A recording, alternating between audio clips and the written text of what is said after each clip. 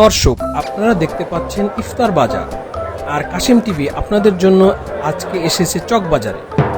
আজকে আমরা আপনাদের দেখাবো ভাইরাল সেই খাবার যা দেখলে আপনাদের হয়ে যাবে পকেট সাবার। আর আজকে আপনাদের নিয়ে যাব ভাইরাল ইয়ামিনের ইফতার দোকান।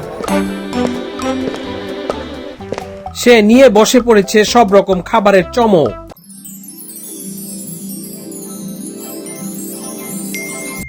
আচ্ছা ফয়সাল ভাই, বলেন তো আপনার কাছে আজকে কি কি আইটেম আছে?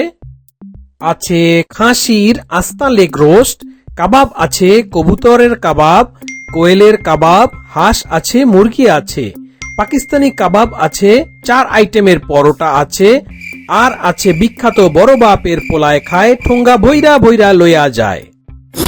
আচ্ছা বলেন তো আপনার স্পেশাল আইটেম কোনটি?